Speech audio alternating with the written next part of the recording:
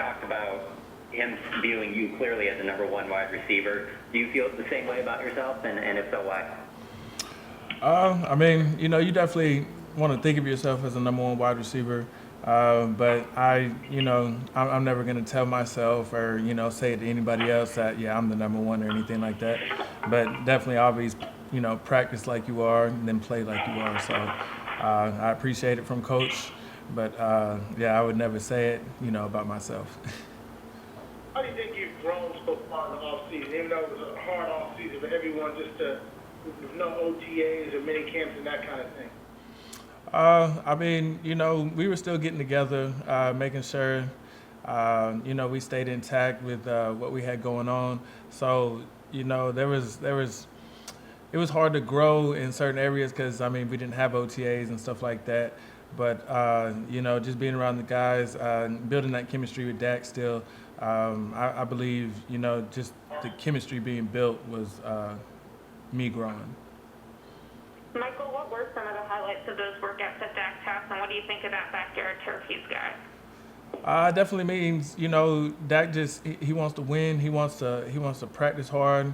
He wants to make sure everybody's, on the same page. So, him having, the resources for us to do that, whenever he wants to, whenever we want to, is just, great team building, and Dak being a leader like he is, we just appreciate that. What's the best part of that setup that he has out there? Best part of that setup, he's got a pool in the back too. We can all go jump in the pool when we're done with the workout. Does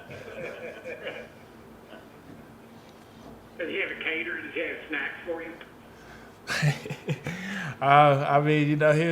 If we needed it, I'm pretty positive, but we didn't really ask. What were your thoughts when you see the team take CeeDee Lamb in the draft? What was your initial reaction to it, and then what have you thought of him since you've got a chance to be around him now? I mean, when we drafted him, it's just I'm thinking already Amari went over 1,000 yards. I went over 1,000 yards. And then you pick up one of the best wide receivers in the draft coming out. I mean, that's a three-headed monster. Everybody up top did a good job drafting this year. And CeeDee, he's a good dude. He's smart. He's quick. He's ready to learn, and he's a funny guy. He's a good person to have in the locker room. So, great pick. Does it make your job easier with that kind of addition? And even if maybe the numbers don't quite get where they are because you got to share the ball like that? Does it make my job easier? Yeah. I would. I'm not really sure if it makes it easier. You still got to come into work, and then you got the competition level. I mean, out at practice, if CeeDee does something or Coop does something, you want to do, just as good. So, I don't really see it. I don't really see it like that. I don't see it as easier. It's just we have a whole nother weapon, and we already got a bunch of weapons. So it was a good pickup for us. How much did you learn from watching other teams try to take Amari out of the game and try to make that help you in your game? I saw a lot of one-on-one coverage. I would definitely say that, but it really just I had to grow up quick. I had to mature quicker because when they start bracketing Amari Cooper, you got to make plays now. You got to step up, and I feel like I did that. So I learned a lot. Bad lessons, good lessons. So I think it helped me out a lot having Amari Cooper on the other side.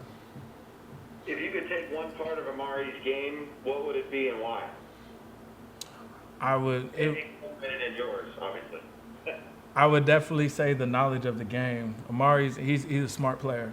I'm still trying to learn. I'm always asking him stuff, but I would definitely say the knowledge of the game. He's a smart cat. What about from CeeDee Lamb's game? CeeDee Lamb's game, I would definitely say just the maturity level he has. Being a first-round draft pick and coming in here, and on some of the plays, it's just like, CeeDee just looks natural out there, like he's been here for a couple years. So definitely just the maturity level that he has. You got a lot of praise. Michael, every tragedy is a little different, but you lost a brother last year, Jack lost one this year. Is there anything that you were able to do to be there for him, given that you had experienced something similar pretty recently? I mean, that's definitely a tough situation. You know, it's just you just need to be there for him, but at the same time, you don't want to cloud him. Don't want to smother him or anything like that. So I let him know that, you know, I was in his corner. If he ever needed anything, just needed to talk or anything. But I gave him his space because I know, you know, when it happened to me, I needed a little bit of space, but I also needed to know that people were there for me as well. You got a lot of praise last year for the development from year one to year two. What do you see as the keys or the things you want to do on the year 2 to year 3? I mean, you know, there's a lot of things that I could do that's a lot better, but I mean, I just want to see a lot of growth. You know, there was a pretty big jump from, you know, year 1 to year 2, but you know, year 3, like it's almost like it's just mandatory now. Like it has to be growth, it has to be consistency. You got to make sure that you're not messing up on any, you know, assignments or anything like that anymore. That's, you know, that's not in your game plan anymore. So just, you know, making sure that when I go out on the field, everything that I do is just, you know, helping the team in a positive way, no negative plays. As you look back at last year, did you look more at the positive plays or the negative plays to kind of learn from? I definitely have to go from I mean, that's really hard. You got to look at both because, you know, the positive plays, they keep you going, but the negative plays, you got to see them. But at the same time, if you dwell on them too long, then, you know, that can bring down your confidence level, start making you play bad. So it goes both ways, but I would say I look more at the negative plays. How much are you learning? You got a new receivers coach. Obviously, you do a lot with Sanjay. Tell me about this new receivers coach and what you've learned from him so far. I mean, for the most part, like our new receiver coach, you know, he wants us to have fun. You know, he don't want us to play like robots or anything like that. He just wants us to have fun. Obviously, make sure we know what we're doing. You know, that's first, that's key. But just going out there and playing football, it's like he tells us all the time, you got here for a reason. Just go do it. Can you talk to us a little bit about that drill that you and Amari do when you're one-handing the ball at the same time? What's the technique there, and how do you go about it? I mean, it's really just meet in the middle, but it's really all about hand strength. Because at the end of it, whoever comes out with the ball, you know, that's who, you know, prominently wins. So it's nothing crazy. The new coach we have, Coach Henry, he's the one who came up with it.